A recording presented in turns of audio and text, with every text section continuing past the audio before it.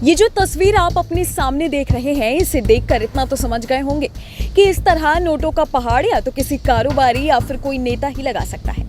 लेकिन इस बार कोई नेता नहीं बल्कि इनकम टैक्स की रडार पर आगरा के 3 जूता कारोबारी आए। सवाल ये उठा कि तंबाकू कंपनी के बाद अचानक इनकम टैक्स ने क्यों जूते की कंपनी में छापा मारने की सोची।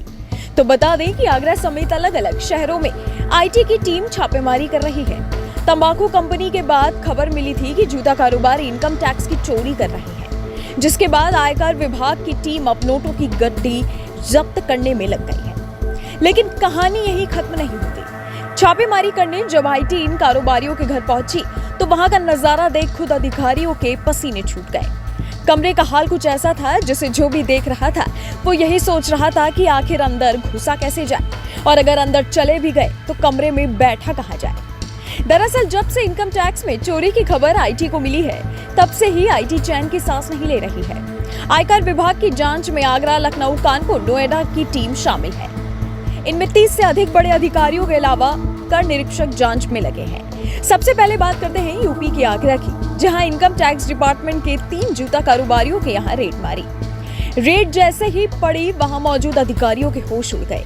कमरे में बेहिसाब नोटों की गड्डी मिली, जिसे देखकर लग रहा था कि शायद इसको गिनने में ही 2 से 3 दिन चले जाएंगे। ढेर सारी 500 की गड्डियों की गिनती के लिए बैंक के अफसरों और कर्मचारियों को जिम्मेदारी सौंपी गई। आपको जानकर हैरानी होगी कि अभी तक इस कैश की गिनती पूरी नहीं हो पाई है और पहले ही अधिकारियों के पसीने छूट गए। खबरों के मुताबिक अभी तक 40 करोड़ रुपए की काउंटिंग की जा चुकी है, जिनका कोई हिसाब किताब नहीं है। इनकम टैक्स की टीम फाइलें और इलेक्ट्रॉनिक डिवाइस चेक कर रही है।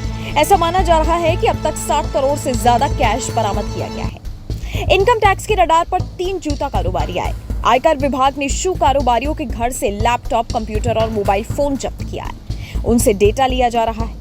रसीदों, बिलों के साथ स्टॉक रजिस्टर की जांच में कई ऐसी जानकारियां आई जिसके बाद खुद इनकम टैक्स के होश उड़ गए।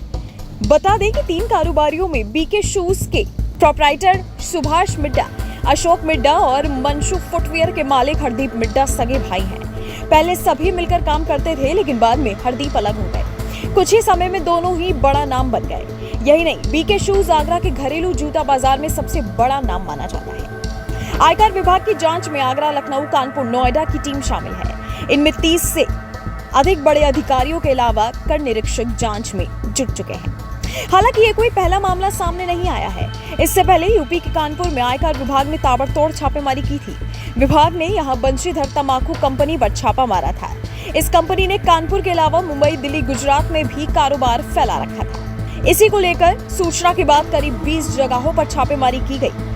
कागजों में अपना टर्नओवर इस कंपनी ने करीब 20 से 25 करोड़ रुपए बताया था, लेकिन जब जांच पड़ताल की गई तो करीब 100 से 150 करोड़ के आसपास का टर्नओवर निकला, जिसके बाद से इस कंपनी पर कार्रवाई शुरू कर दी गई। खैर, इन सब को देखते हुए सवाल यही खड़ा होता है कि अभी तो सिर्फ कुछ ही जगहों पर पुलिस ने छापा मारना शुरू किया है और अभी से अधिकारियों के पसीने छूट गए हैं, जिसके बाद से ही इस कंपनी पर कार्रवाई शुरू कर दी गई थी। आपकी इस वीडियो के बारे में क्या राय है, हमें नीचे कमेंट सेक्शन में जरूर बताइएगा। Bureau report, global Bharat.